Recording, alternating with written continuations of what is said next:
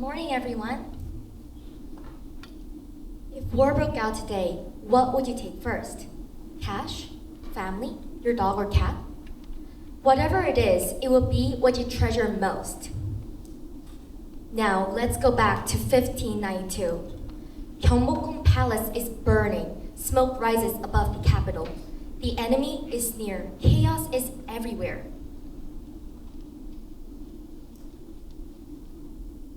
At that moment in Gyeongju, an official named Oh Hee-gil and a group of Confucian scholars moved quickly. Without hesitation, they carried a single painting over the mountains.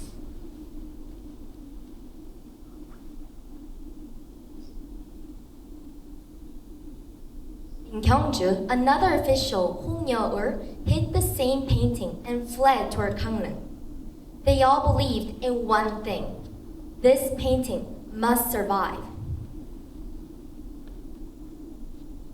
That painting was the royal portrait of King Taejo, the first king of the Joseon dynasty. Royal portraits exist worldwide, but only in Joseon did people risk their lives to save one. Why? Because in Joseon, the royal portrait called Odin was not just a painting, it was the king himself. In Europe, royal portraits often emphasized appearance and majesty.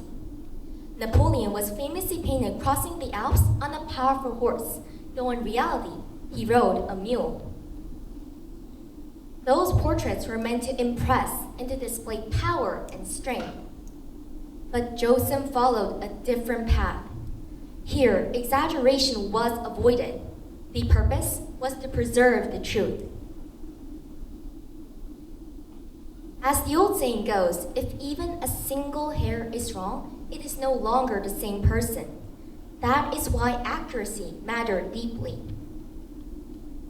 Now, let's focus on the main process. Painting the king was not just art, it was a national ritual. For a reigning king, a high-ranking official oversaw the process. For former kings, the court set up a temporary barrio. Painters were divided into 3 rings, one for the face, one for the body and robes, and one for colors and background. Yet in the royal court, ability and fame alone were not enough. Only those from families that had never defied the royal court could join. Kim Il-do, one of the greatest painters, was on the teams. However, he was never allowed to paint the king's face because his bold brushwork didn't match the strict style required for an Odin. Before painting began, the artists purified themselves and worked in complete seclusion. The process began only on the date chosen by court astrologers, and each step was strictly supervised by the royal court. And when it was complete, they performed a ceremonial offering before it. From that moment on, the Odin became another king. Let me share one instant.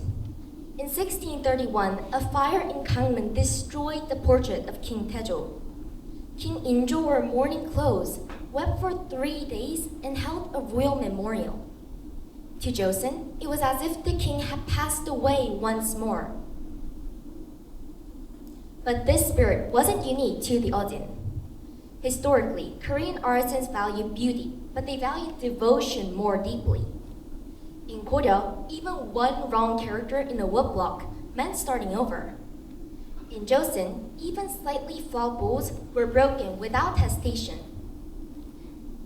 This spirit created global treasures like the Tripitaka Koreana and Joseon porcelain. That devotion for perfection was poured into the Odin. On top of that, it was protected with reverence. That combination is what made it truly precious. In 1954, a tragic fire broke out where royal portraits were being temporarily kept. Of the 48 portraits, 45 were lost in the flames.